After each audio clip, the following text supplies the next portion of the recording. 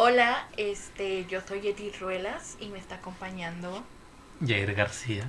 Y ahora les vamos a hablar sobre la personalidad y lo que eso conlleva en nuestra vida diaria. Y estás viendo el podcast de los Freudolitos. Los Los Freudolitos. Freudolitos. Está ya padre empezar un canal de YouTube, ¿sí? Sí. Pero bueno, nosotros vamos a hablar sobre lo que, bueno, pues no es exposición, o sea, podemos equivocarnos y todo. Sí, pero Entonces, Eh, primeramente creo que vamos a comenzar con el ello, yo y super yo. sí, con la teoría de Sigmund Freud que creemos de que sí influye en lo que es la personalidad, Sí, el claramente, porque desarrollo. es principal, o sea, él mismo lo dijo. Es ¿Qué es? Bueno, está relacionado el principio de la psicología que inició Freud, este mundo del psicoanálisis y todo esto, vaya, nos, nos lleva a darnos cuenta de las etapas, cómo funciona el ser humano y, bueno, de aquí nos damos una idea para lo que es la personalidad. Sí, exacto, porque por ejemplo el ello, pues ya habíamos hablado que es el inconsciente. eh, y pues bueno, vamos a explicarlos un poquito a detalle, pues el inconsciente no existe lo que es el tiempo. O sea, es un constante presente el inconsciente. O sea, siempre. Entonces, es por eso que hablábamos de que algo que a lo mejor no pudiste superar en tus 6 años sigue presente ahorita. Porque es un constante presente. Claro que se van acumulando cosas, ¿por qué? Pues porque los años de experiencia, o sea, no vas a tener las mismas caras que de chiquito, pero van a seguir ahí. Es por eso que yo creo que por eso podemos reconocer a gente, ya cuando es grande, por el inconsciente. ¿No? ¿Tiene sentido? Tiene sentido, el inconsciente implica muchas cosas, ¿verdad? En sí, el tener un tanto acciones automáticas, digo, almacenamos tanto conocimiento, incluso que en nuestros sueños se representa, ¿verdad? Lo que es el inconsciente, tenemos información. Por ejemplo, esto que es muy hablado, ¿verdad? Que vemos una persona de rabillo, no sabemos exactamente quién es esta persona, pero la volvemos a ver en el sueño tal como es, ¿verdad? O sea, se almacena en nuestro inconsciente y tenemos ahí esta información. Sí, o inclusive cuando sacan una canción así de la nada o un recuerdo que a lo mejor se conecta con algo que a lo mejor y nosotros no sabemos conscientemente de por qué recordé esto, pero inconscientemente hay algo que lo conecta. O sea, incluso a lo mejor una forma que es curiosa, esto lo llega a conectar al inconsciente. Y claro, es inconsciente. Válgame la redundancia. Sí, en sí no somos tan capaces de percibir lo inconsciente por esto mismo. Y tenemos una parte que sí es consciente, ¿verdad? Que es el yo. Esta parte es con la que trabajamos día a día. Nos damos cuenta de,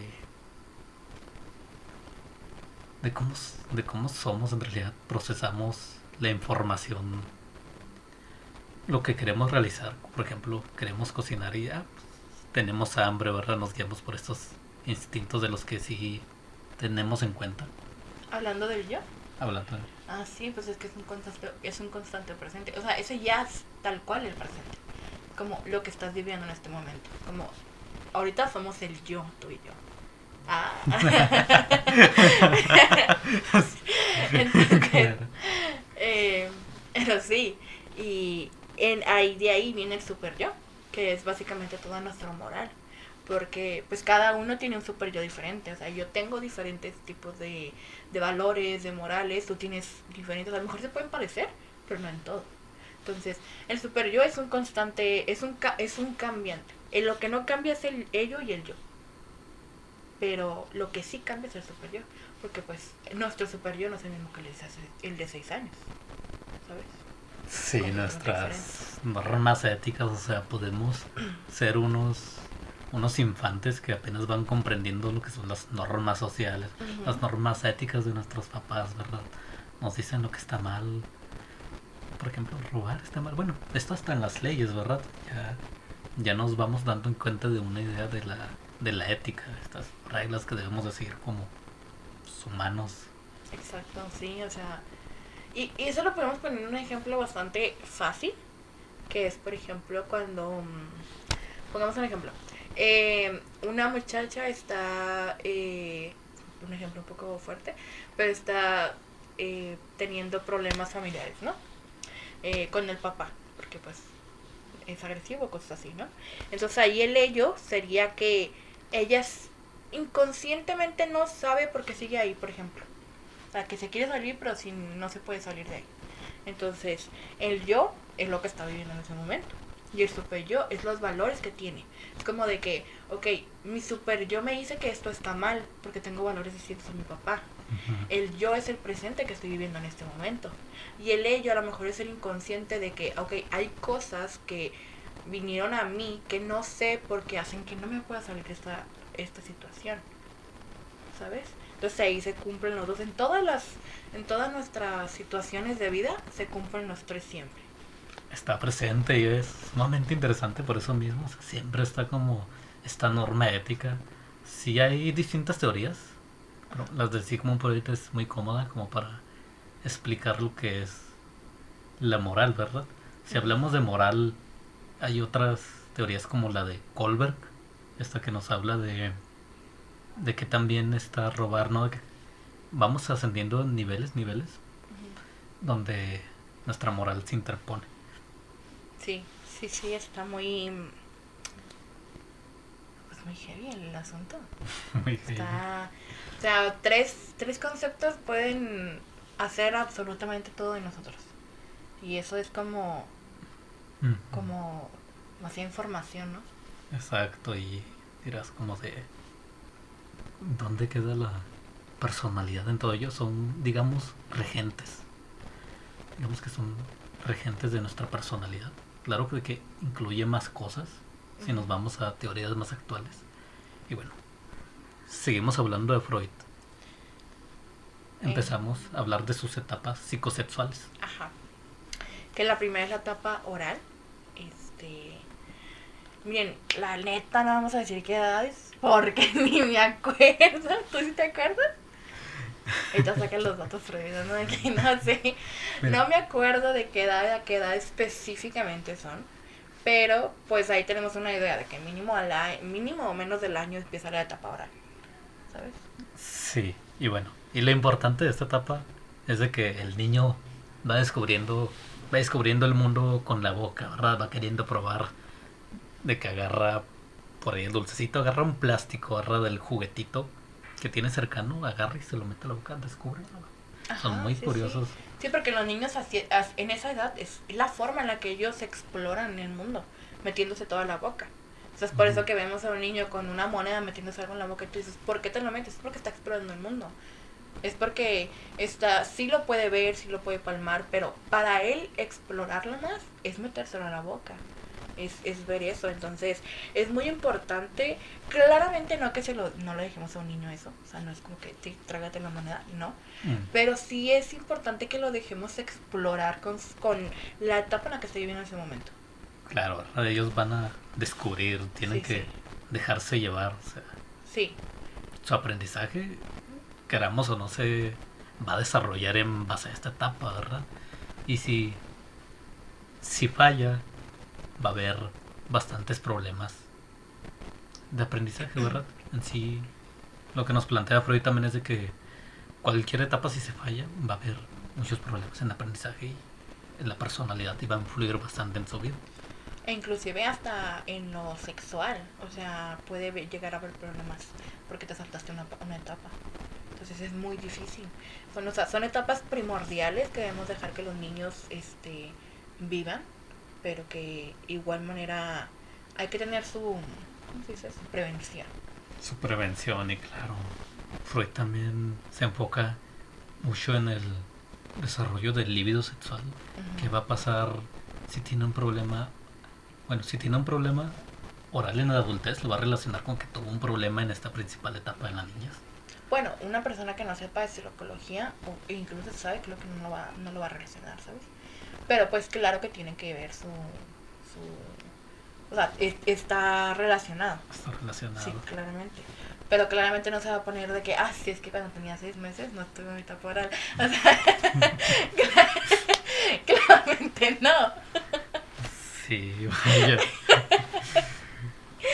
Pero pues es lo importante, ¿sabes? O sea, que cada uno tiene que vivir su etapa. Bueno, tiene que vivir la etapa que le conlleva la edad. Ujú. De ahí se viene la etapa anal, que parece ser que es una de las más importantes en cuanto a los niños, porque es donde empieza a ir al baño, empieza a explorar no este mundo, sino como que Empieza a desarrollarse. empieza pues a defecar, o sea, no empezar, sino que empieza por sí mismo a ir al baño y todo esto. Y es una etapa complicada, bastante complicada, porque llegan a sentir placer, no un placer sexual, claramente no tienden a sentir un placer sexual, más bien es un placer de que, pues es que incluso uno de grande, ¿no? Se siente bien, o sea, hacer del baño, o sea, es como que, se fue, ¿sabes? Como que, chido. Claro, ¿verdad? Ajá. Y la independencia sobre todo, no va a estar Sí, toda la vida siendo dependiente de los pañales. Ya. claramente, o sea, hay una independencia bastante grande. Incluso creo que esta etapa la usan más bien mucho para, podríamos decir chismear, pero en realidad es para platicar con la persona que está a su cuidado. De que ven, tengo que decir algo mientras estoy haciendo el baño. O sea, es una etapa bastante importante para convivir con los niños, para que ellos tengan su independencia, para que ellos puedan estar comunicándose con las personas que los está cuidando. Porque llegan y empiezan de que, oye, ven, te tengo que platicar algo, o ven, quédate aquí conmigo. O sea, parece ser que no, pero también es una etapa bastante cercana hacia el niño. Que también tenemos que tener mucho cuidado ya, porque si esta etapa si se salta, es como que ahí sí tienes problemas bastante grandes, porque, imagínate.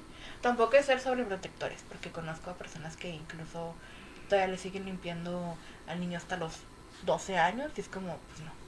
El punto es que sea independiente también. Exactamente. Incluso hay un nuevo trastorno que se está desarrollando en el DCM5 de sentir placer al defecar. E incluso se puede considerar un trastorno. Y muchos psicólogos aún están en debate de si realmente lo se debe tener mucha consideración porque si es así es como de todo el mundo podríamos padecer de ese trastorno, ¿sabes? Sí, supongo que tiene que haber muchas cosas ahí. Sí, Y tal vez en ese trastorno que estás diciendo también tengan que ver mucho la etapa anal, de que a lo mejor y no se desarrolló de la forma en la que debería hacerse. sí, a lo que quiero llegar es de que el desarrollo, el cuidado, el ambiente, el Ajá, cómo se vaya a comportar la persona es muy importante. sí, es extremadamente importante. Bueno, de ahí viene... ¿Ibas a decir algo más? No, De ahí viene la fálica, que es donde los niños empiezan a encontrar las diferencias entre los niños y las niñas. Es como de que, ¿por qué tú tienes esto y yo tengo esto? O sea, ¿qué hay de diferente? Porque tú sí, porque yo no. Es cuando empiezan, porque antes los niños son como de que vamos a jugar o voy a existir y ya. Y ya es cuando los niños empiezan a presentar, o sea, empiezan a notarse alrededor. Empiezan a decir, ok, existe algo más que yo. Y eso que tienes ahí no se parece a lo que tengo yo. exactamente. Y también por sí mismos, ¿verdad? Es decir, por sí mismos se dan cuenta de qué es esto. Ajá, sí. Y ahí es donde le van a preguntar al papá, oye, ¿qué es esto que tengo, verdad? ¿Qué significa que tenga esto, verdad? Tú también lo tienes. Y sí, ¿verdad? Aquí es donde va a entrar la parte de el cuidador de explicarle lo que es aparato reproductor masculino o femenino en cuyo caso. Ah, sí. Porque incluso puede llegar la parte de la exploración, en donde los niños se tocan y claramente tienen una reacción completamente natural. Y y pues los niños van a decir, oye, ¿por qué siento esto? Bueno, más bien van a decir, ok, se siente bien. Y es lo único que van a sentir. Se siente bien y ya. Entonces, es una cosa que he visto y he escuchado por muchos años, que muchos padres prohíben a sus hijos autoexplorarse. Y es como, esa no es la herramienta, porque puedes causarle muchos problemas sexuales a tus hijos o personales cuando sean grandes. Lo que se debería hacer es hablar con ellos y explicarles, ¿sabes qué? Estas cosas se hacen en privado. Cuando tú estés solo, nadie más puede hacerlo, a menos que pues ya estés grande y tú lo permitas, pero en ese momento creo que es de más explicarle eso, sino más bien, uh, tú no puedes, nadie más te puede tocar ahí, nadie más puede jugar con eso, nadie más puede sentir eso, nada más que tú, y eso se hace en privado, porque es lo más importante. Porque claramente los niños no diferencian entre, ellos dicen, esto se siente bien, entonces está bien. No, ahí no entienden la diferencia entre aquí sí y acá no. Exactamente, va a ser muy difícil para un niño diferenciar el bien y el mal. Y por eso aquí entra bastante el estilo de crianza, ¿verdad? El estilo de crianza de cada padre es muy importante y lo mejor sería de que, claro, un padre agarre un libro y empiece a investigar qué es lo mejor que decirle al niño para que se conozca a sí mismo. Y claro, ¿verdad? En un contexto más pedagógico, empezar a aprender a enseñarle a los niños sobre sí mismos. Creo que... ¿sí quieres apagarlo? Sí.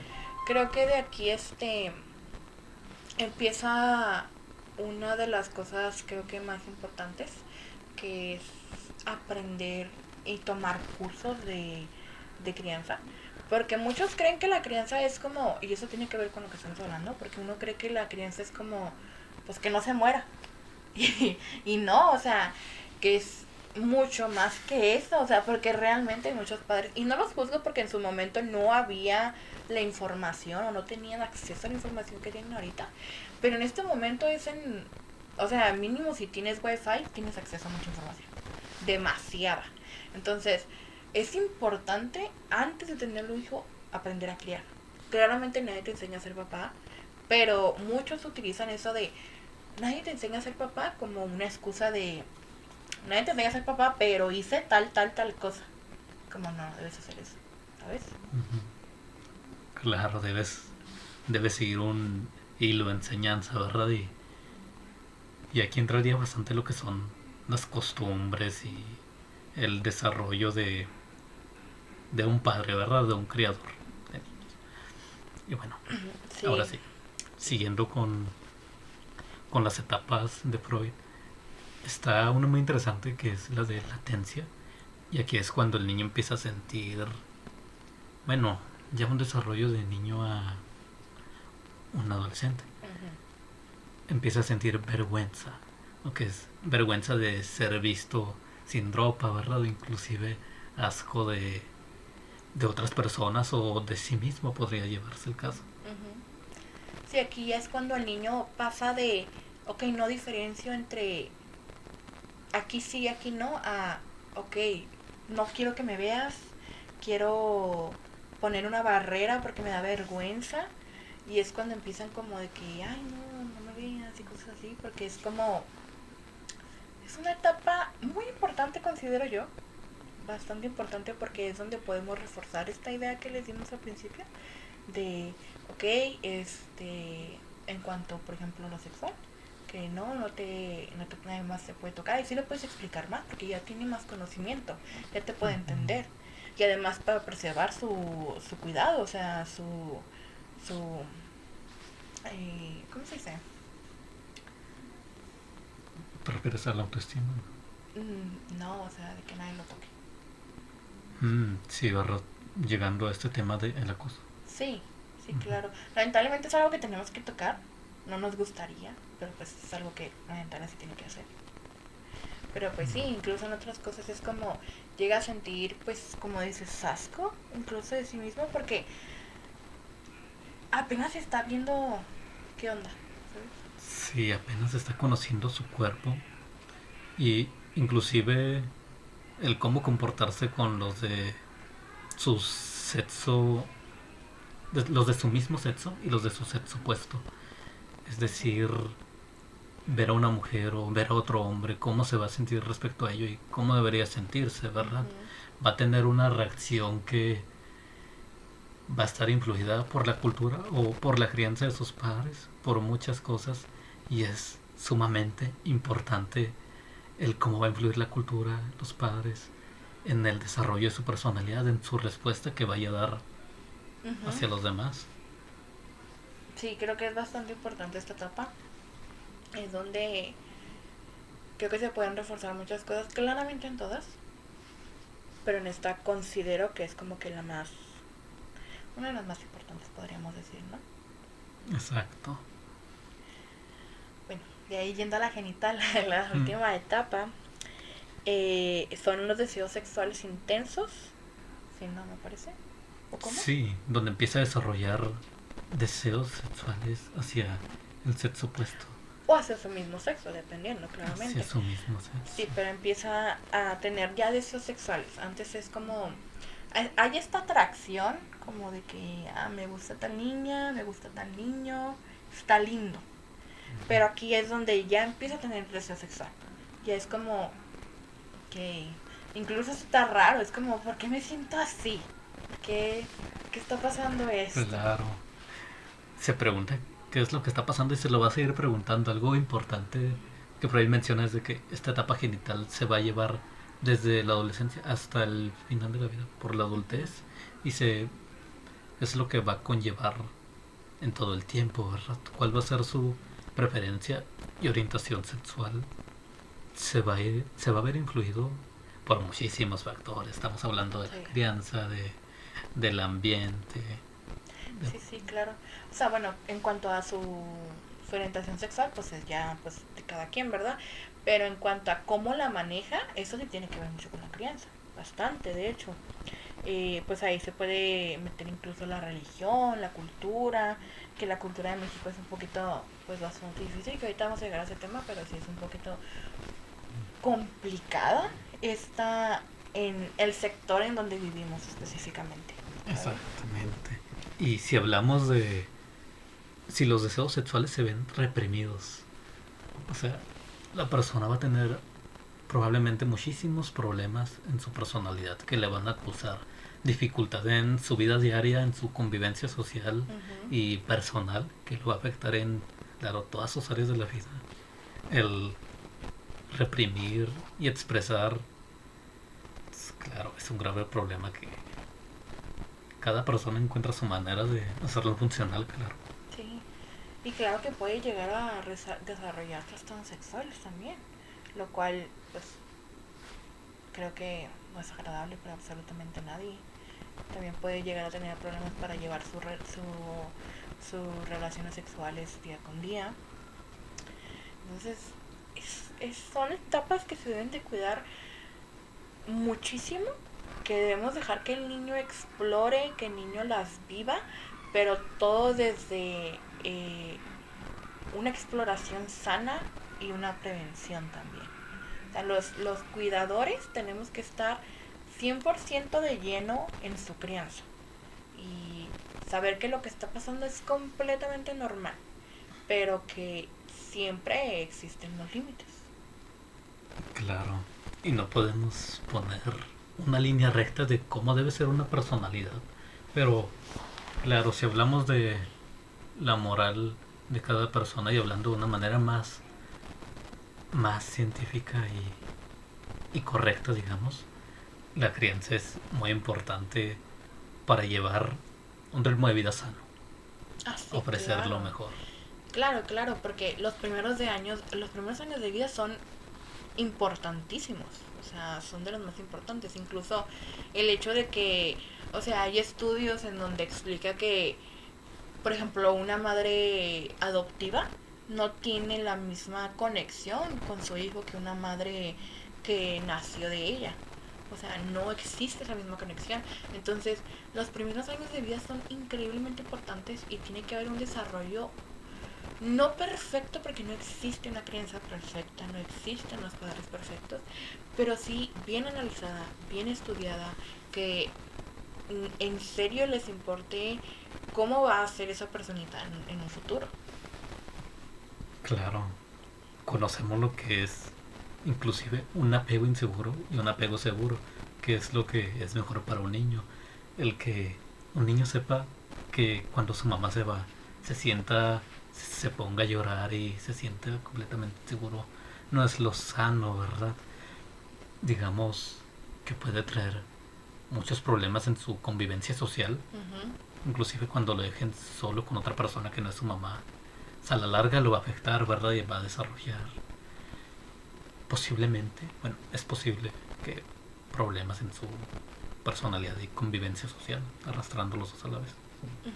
Sí, sí, puede que llegue a tener un problema. Y también es, a lo mejor, y esto ya es un poco ya muy lejos, pero pues también ayuda mucho en cuanto a la relación de la mamá hacia el hijo. Porque el desapego no solamente funciona del hijo hacia la mamá, también de la mamá hacia el hijo.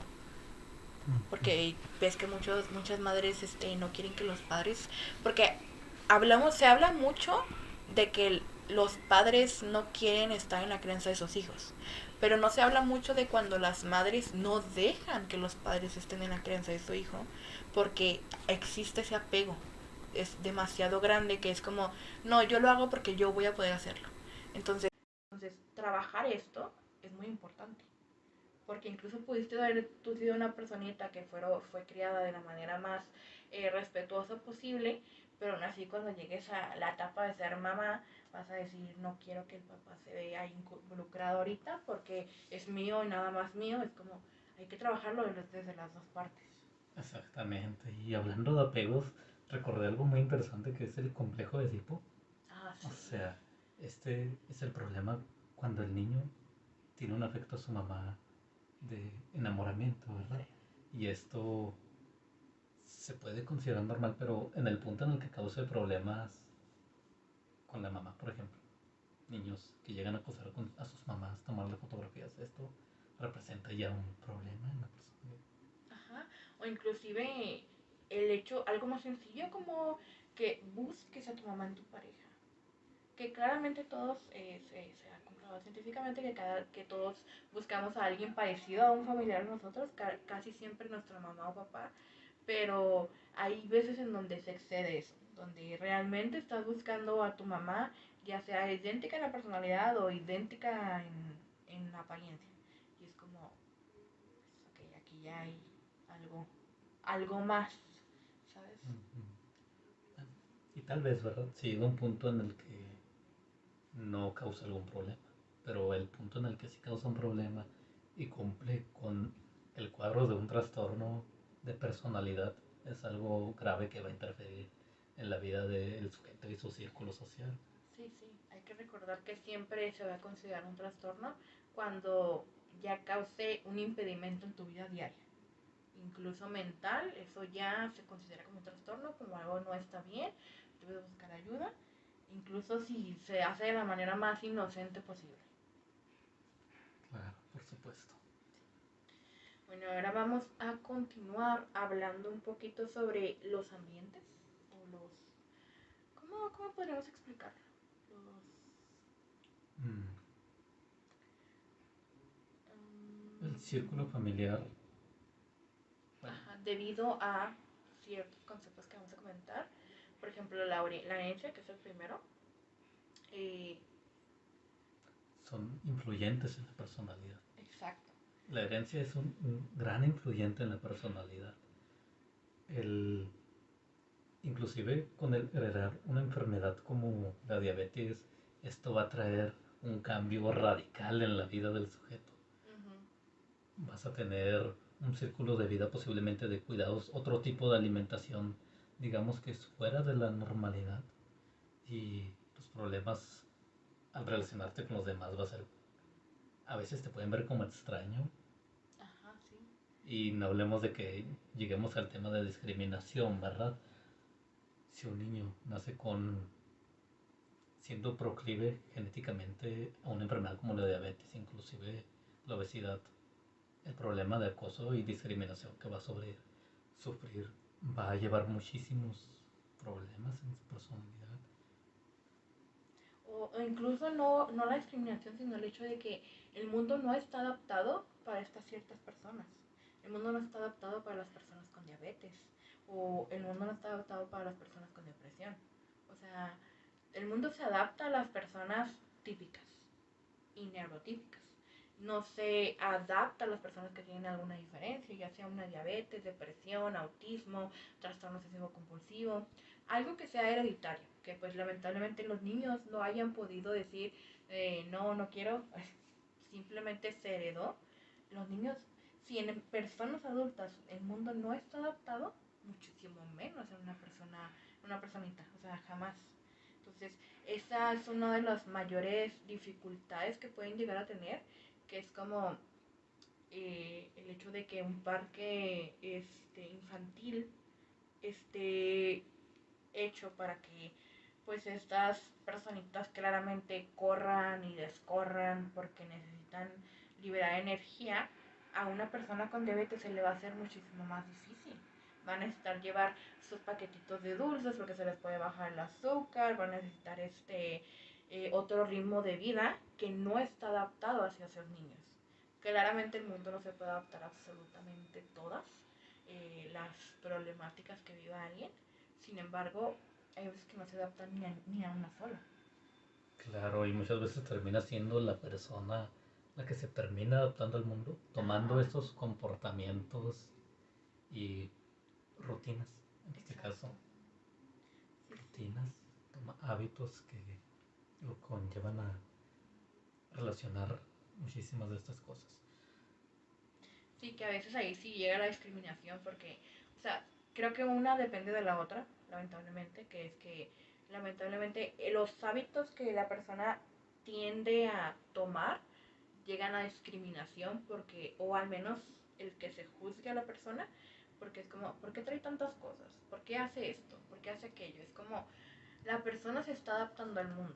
Claro que necesita hacerlo, pero sería un poquito mejor si el mundo intentara adaptarse a estas personas que son cada vez más comunes. Claro, una gran crítica social, me parece muy, muy interesante ver ese punto.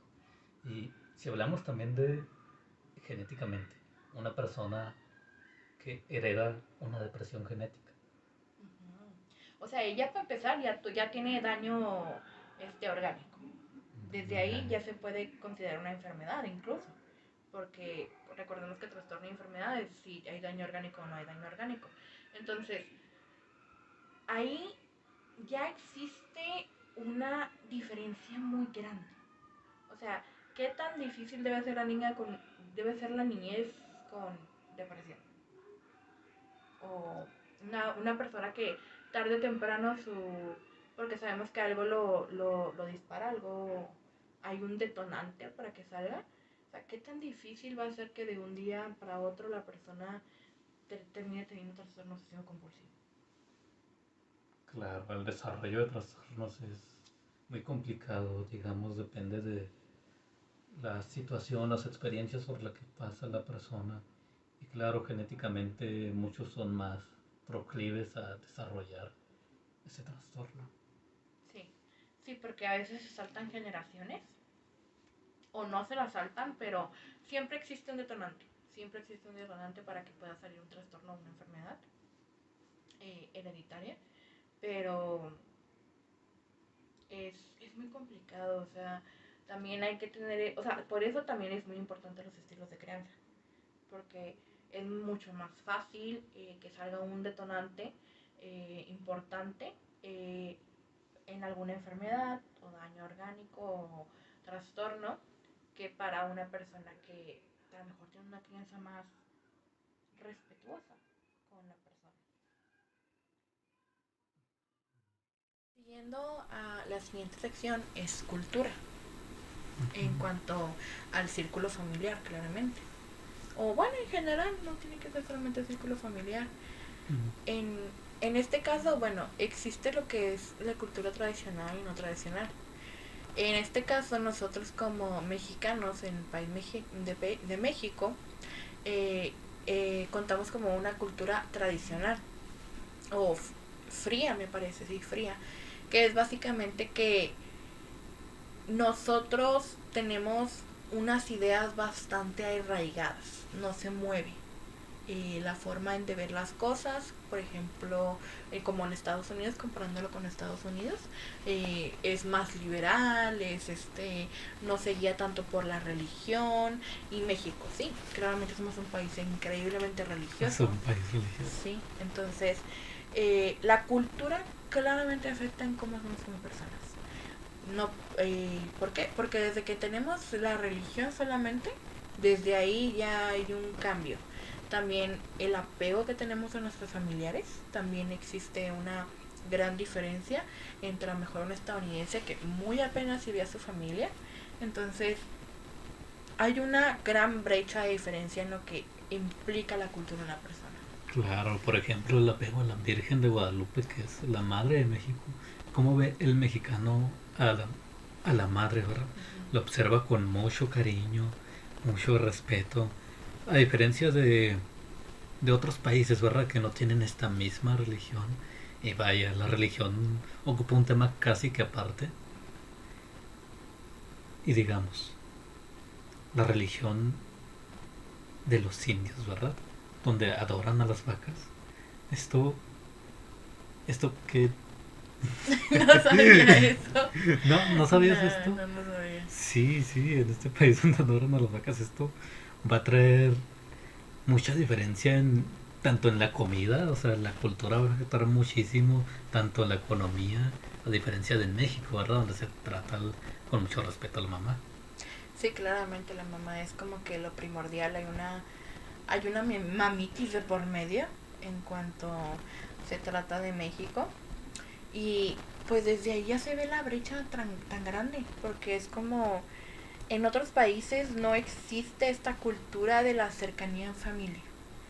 En algunos sí, en algunos no, pero en México hay una cercanía tan grande que no es mamá, papá e hijos, no es mamá, papá, hermanos, tío del hermano, el perro, el vecino del perro, o sea, es un círculo familiar muy grande.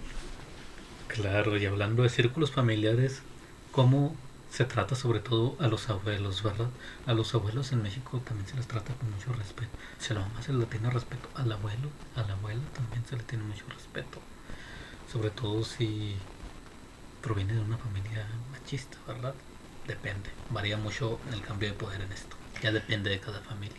Bueno, ahí también tiene que ver la cultura, porque México es un país machista, o sea, realmente culturalmente hablando somos un país machista. Entonces, por ejemplo, Estados Unidos, comparándolo con los Estados Unidos, no por hacernos de menos, sino porque es el que tenemos a un lado. Eh, este, ya existe una gran diferencia entre cómo se tratan las mujeres o a las personas, también afecta el machismo a los hombres en Estados Unidos como en aquí en México. Hay una gran diferencia y desde ahí ya empieza a afectar de diferente forma y la personalidad se ve arraigada por algunas cosas que tienes que llegar a hacer o... Claro, como el trato en los asilos, digamos, en México muchas veces se suele vivir con los abuelos, con las abuelas, por el respeto que se les tiene y cariño. Es una conexión que es claro, esa causa de la cultura. En Estados Unidos, en cambio, el poner a los abuelos en un asilo se puede ver como algo, algo digamos, malo para nosotros. Pero en Estados Unidos es más normalizado. Es más la mayoría de asilos que existe y seguros y planes de vida que se tienen con esto. Ajá, sí. Y claramente aquí no estamos pues diciendo que una cultura es mejor que la otra. Simplemente estamos comparando cómo es cada una. O sea, porque no hay que ser inteligentes culturalmente hablando. O sea, sabemos que no en otro país va a ser igual que en el nuestro. Solamente por el hecho de que no nos encontramos en el mismo lugar. Desde ahí ya sabemos que va a ser diferente. Entonces hay que tenerlo mucho en cuenta. Claro, y existen autores, no recuerdo si es exactamente Octavio Paz, que mencionan de que México tiene un complejo de inferioridad ante Estados Unidos. Es decir, muchas veces hay, por ejemplo, en el puente de migración, el trato que se le da a los mexicanos como de trabajadores, o sea, trabajadores para ellos, ¿verdad? Empleados. Se les ve mucho ese concepto. El mismo mexicano se suele sentir así como algo inferior. Se ve mucho en la cultura de México que el paso es un trofeo laboralmente. En la economía va de que se va a hacer totalmente diferente cuando, cuando se tiene esta idea y se toma la realidad en Estados Unidos de que el sueldo allá es suficiente para subsistir. Digamos, el precio también es elevado ya para empezar a vivir. Claramente condiciones de vida diferentes y diferente cultura, pero esta idea idealización y de inferioridad está muy puesta en los mexicanos. Sí, claro, o sea, y eso también tiene que ver mucho con la personalidad, porque podemos llegar a, como dices, a hacernos menos solamente por el hecho de compararnos con alguien más, en este caso un país, pero eso también puede funcionar con cualquier otra persona y eso puede llegar a afectarnos de manera muy grande, algunos más que a otros dependiendo de qué tan susceptibles somos. Sin embargo, esto puede tener una gran repercusión entre nosotros, en tener una autoestima más baja que otros, en eh, llegar a idealizar una idea o concepto. O sea, es una brecha bastante grande en la forma de compararnos con otro país, con otra persona, con otra cultura, eh, solamente porque creemos o se nos ha dicho que algo es inferior a nosotros. Entonces ahí también tiene que ver mucho eh, el símbolo que tenemos acerca de las cosas. El símbolo. Y se cree de que esto podría no afectar, pero afecta inclusive políticamente. Por ejemplo, en el caso de Peña Nieto. ¿Qué pasa con el petróleo cuando Estados Unidos ejerce presión? Claro, se puede tener la idea de que está en mejores manos y de que... y muchas ideas de estas. Y termina siendo posesión de los estadounidenses. Se termina dando mucho, digamos, aprovechamiento, un movimiento político que termina afectando claramente a toda la cultura, a la población y a la moral del mexicano. Sí, claro, porque poniendo, ay, yo ya quiero hablar de política.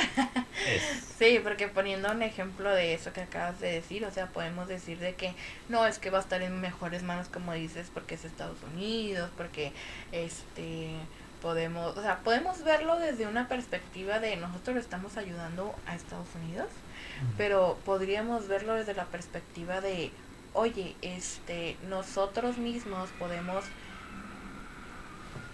funcionar con nuestro propio petróleo, porque tenemos suficiente petróleo como para adquirirlo nosotros mismos y decir, oye, ¿por qué en vez de decir nosotros estamos ayudando? Bueno, es que ni siquiera yo me entiendo.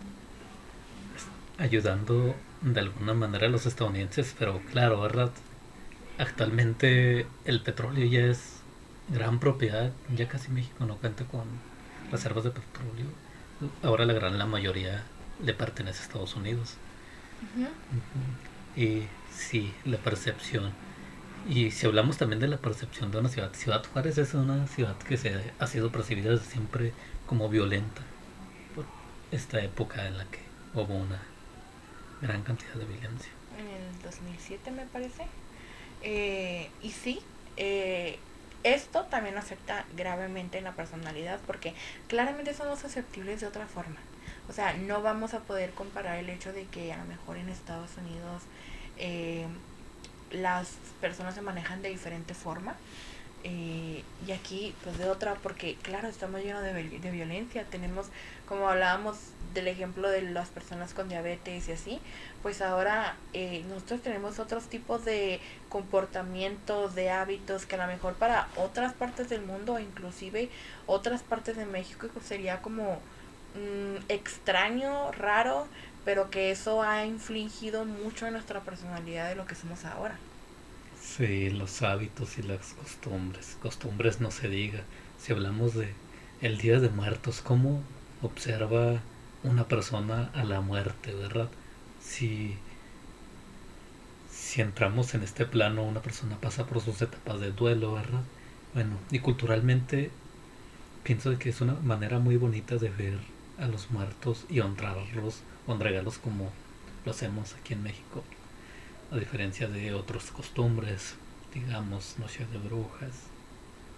Sí, y ahí hablamos no solamente de la percepción de una sola persona, sino de todo un país, porque muchas veces se tiende a ver a la muerte como algo malo, y aquí en México lo tendemos a ver como algo de celebración.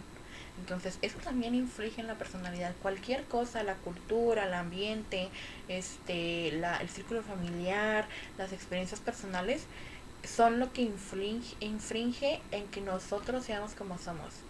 También puede ser en cuanto a todo un país, pero también en cuanto a nosotros mismos. Claro. No sabemos si tal persona se puede comportar más violenta por el concepto que se tiene culturalmente. Y claro, Ujú.